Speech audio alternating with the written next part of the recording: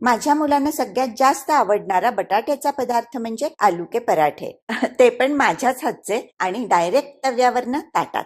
पराठे कसे पाहिजेत? एकदम तलम, भरपूर सारण असलेले, जिभेवर ठेवताच विरघळणारे, अगदी रेशीम स्पर्शी. ब्रंच असो, लंच असो, मधल्या वेळेसचं खाणं असो, डिनर असो, खास मेजवानी असो वा आळसावलेला दिन असो आणि ऋतू कुठला पण असो, हा एक पदार्थ सगळ्या पदार्थांची जागा भरतो. हे पराठे आपल्या जिभेचे चोचले पुरवतात. एकदा का हे पराठे तुम्ही घरच्यांना खायला घातलेत की विकतचे जाडे भरडे, कमी सारण आणि जास्त पीठ असलेले पराठे कोणीही खाणार नाही. त्यामुळे पराठे विचार करून बनवा बर का. खरं म्हणजे पराठे तव्यावरनं ताटात वाढले की उत्तम लागतात. पण घरात बरीच माणसं असतील तर ते करणं काही शक्य नसतं. घरात कितीही माणसं किंवा पाहुणे असोत, सगळ्यांना तव्यावरनं ताटात गरम गरम पराठे आपण वाढू शकतो. त्यासाठी काय करायचं हे पुढे जाऊन तुम्हाला कळेलच. आणि पराठे इंडक्शन कुकरवरती कसे भाजायचे हे बघणार आहोत. त्यामुळे व्हिडिओ उड्या मारत न बघता, म्हणजे स्किप न करता पूर्ण बघा. चला तर बनवूया तसा झक्कास आलू पराठा आणि झटपट बनवूयात काकडीचा रायता की मेजवानी तयार. तर पराठे बनवण्यासाठी अर्धा किलो किंवा दाखवल्याप्रमाणे तळ हाताच्या मापाचे 6 बटाटे घ्यायचे. एवढ्या बटाट्यांमध्ये बरोबर 12 पराठे होतात. बटाटे उकडून घेते आणि एकीकडे पराठ्यांसाठी लागणारं वाटण, बरोबर खाण्यासाठी रायता आणि कणिक भिजवून घेऊयात. आता वाटण्यासाठी घेतल्यात 2 हिरव्या मिरच्या आणि 2 इंच आलं आणि या 5 लसणाच्या मोठ्या पाकळ्या घेतल्यात. आता हे पराठ्याचं कव्हर बनवूयात, जे अतिशय महत्वाचं आहे. तर कव्हरसाठी घेतलीये इथे 1.5 कप कणिक आणि घातला पाव कप मैदा. मैद्याने कव्हरचं बाइंडिंग सुरेख राहतं. पराठा कुठेही फाटत नाही. कणिक आणि बटाटा एकत्र होऊन पोळपाटाला चिकटत नाही. घातलं साधारण अर्धा टीस्पून मीठ आणि 1 टेबलस्पून तेल. आता कव्हर सुरेख चवीचं होण्यासाठी मी नेहमी घालते 2 चमचे दही. वाटण झाल्यावर मिक्सरमध्ये पाणी घालून लागलेलं वाटण काढून घेतलंय, ते हे पाणी. आणि कव्हर अट्रॅक्टिव्ह, तेजस्वी आणि सुरेख दिसण्यासाठी ही चिमूट 2 चिमूट हळद. कसं आहे ना, पदार्थ पहिला नजरेने खाल्ला जातो. पराठ्याचं कव्हर अतिशय महत्वाचं आहे. अगदी पातळातला पातळ पराठा लाटला गेला पाहिजे, तेही सारण बाहेर न येता. आणि पराठ्याचं टेक्स्चर हे या कव्हरवरच अवलंबून असतं. तेलाच्या हाताने कणिक छान मळून घ्यायची आणि झाकून 15-20 मिनिटं मुरायला ठेवायची. आणि आता काकडीचा रायता बनवूया. फोडणी बिडणी काही न देता अगदी सोपा सहज बनणारा रायता आहे. त्यासाठी घेतले 2 वाट्या घट्ट दही, घालतीये सालं काढून चिरलेली काकडी, हवे असल्यास थोड्या मिरच्या, काला नमक, जिरा पावडर आणि ताजी टवटवीत कोथिंबीर. हवी असल्यास तूप जिऱ्याची फोडणी तुम्ही याला देऊ शकता. सगळं करायचं मिक्स की रायता तयार आहे की नाही. एकदम इझी का पिझी. ही सगळी तयारी होईपर्यंत एकीकडे बटाटे पण सुरेख शिजलेत. बटाट्याची सालं काढून लगेच गरम गरम बटाटा किसायला घ्यायचा. काय आहे ना, गार बटाटा किसला की त्याला तार येते.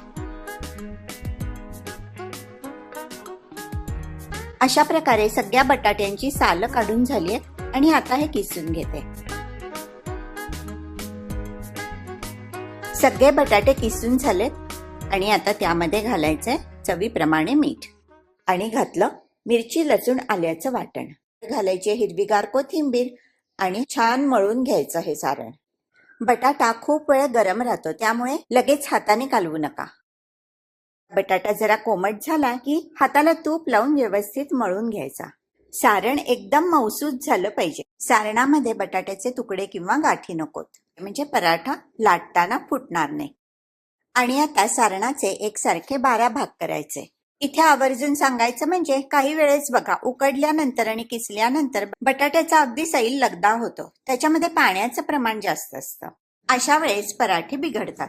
त्यामुळे पराठ्यांसाठी उत्तम प्रतीचे, हाताला जड लागणारे आणि मोड नसलेले बटाटे बघून घ्या. आता कणिक पण छान भिजलीत. कणकेचे पण एकसारख्या आकाराचे 12 भाग करून घेतलेत.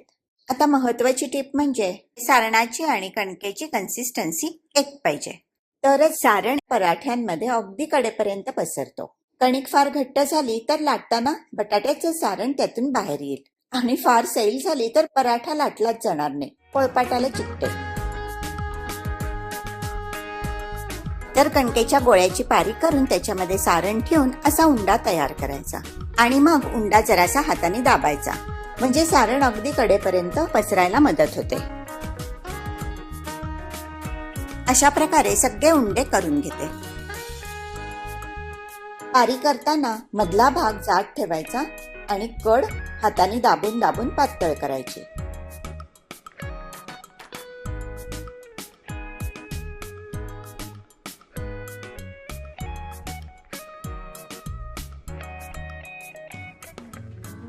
हातावर उंडा बनवणं जमत नसेल तर पोळपाटावर पारी लाटायची, त्यावर सारण ठेवायचं आणि पारीचं तोंड बंद करून उंडा बनवू शकता.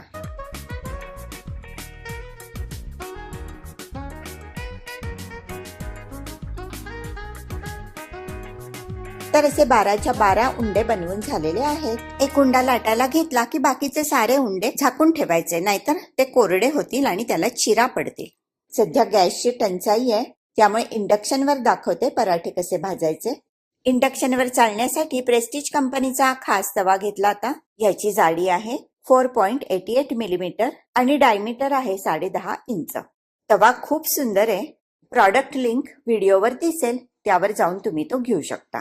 इंडक्शन ऑन केल्या केल्या ऑटोमॅटिक सेटिंग येतं. इथे ते आहे 1300.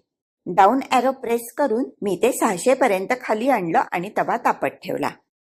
पराठा लाटण्यासाठी कणिक किंवा तांदूळाची पिठी काही पण घ्या. मी तांदूळाची पिठी घेतलीये कारण त्याच्यावरती पराठा पोळपाटाला न चिकटता सरसर लाटला जातो आणि कव्हर पण थोडं खुटखुटीत खुसखुशीत होतं.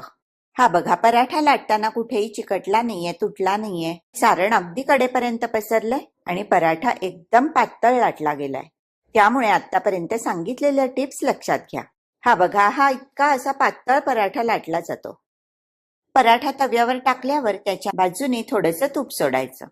तूप सोडल्या सोडल्या पराठा फुगायला लागतो.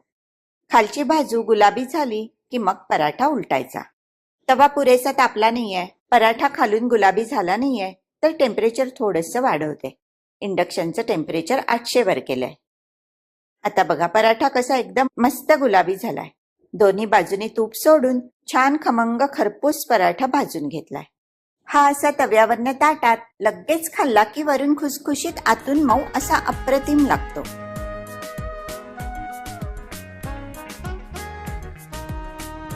तवा जास्त तापलाय वाटलं तर डाऊनचा एरो प्रेस करून टेम्परेचर कमी करायचं आणि अजून तापायला हवा असेल तर वरचा एरो प्रेस करून टेम्परेचर वाढवायचं.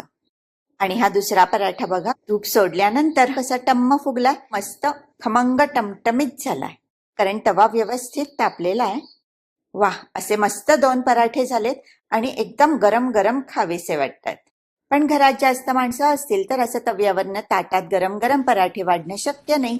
अशा वेळेस मी काय करते, पराठे अर्धवट भाजून घेते आणि आयत्या वेळेस पूर्ण भाजून सगळ्यांना गरम गरम पराठे देते. असे अर्धवट भाजलेले पराठे एकावर एक ठेवले तरी चालतात, चिकटत नाहीत. फक्त एक प्रिकॉशन म्हणून मी बटर पेपर मध्ये घातलाय.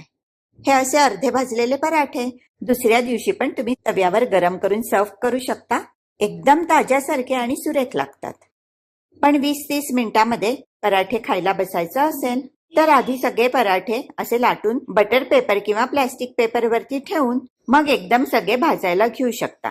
ते खूप सोयीचं होतं. तुम्ही हा व्हिडिओ कुठून बघताय हे मात्र नेहमीप्रमाणे नक्की कळवा. तर अशा प्रकारे इंडक्शन कसा वापरायचा, इंडक्शनचे 3 बेसिक फंक्शन्स तुम्हाला कळले असतील. म्हणजे ऑन ऑफ, टेम्परेचर वाढवायचं आणि टेम्परेचर कमी करायचं. बघा किती सुरेख सुंदर सोनेरी रंगाचे मस्त मौसूक तेजस्वी पराठे तयार झालेले आहेत. खायच्या अगोदर वरून छान पैकी बटर लावायचं आणि तुकतुकीत पराठा खायला घ्यायचा. आपलं डाएट थोडंसं विसरायचं. हे बघा, दिसतायत की नाही एकदम तजेलदार आणि एकदम तेजस्वी हे पराठे. आणि मऊ तर इतके झालेत की जणू रेशमाची लडी. दाबल्यानंतर तुटत नाहीयेत, फाटत नाहीयेत, कुठेही चिवटपणा नाहीये. पराठा तोडतानाच कळत असेल की किती मऊ आणि लुसलुशीत पराठा झालाय. उन्हाळा असल्यामुळे पराठ्यांबरोबर खाण्यासाठी काकडीचा रायता बनवलाय. पण रायता बनवायचा नसेल तर टोमॅटो सॉस, एखादी चटणी किंवा अगदी साध्या सिंपल दह्याबरोबर सुद्धा पराठा उत्तम लागतो. रायत्याबरोबर पराठे एकदम सुंदर लागतात, एकदम झकास. आवळ्याच्या सीझनमध्ये आवळ्याचा छुंदा बनवला होता, तो पण पराठ्यांबरोबर सर्व केला. आवळ्याच्या छुंद्याची रेसिपी पोस्ट केलेली आहे, लिंक डिस्क्रिप्शन सेक्शन मध्ये देते, जरूर बघा. व्हिडिओ आवडला असेल तर लाईक, शेअर, सबस्क्राईब आणि हाईप करायला विसरू नका. स्टे कनेक्टेड आणि स्टे ट्यून. धन्यवाद.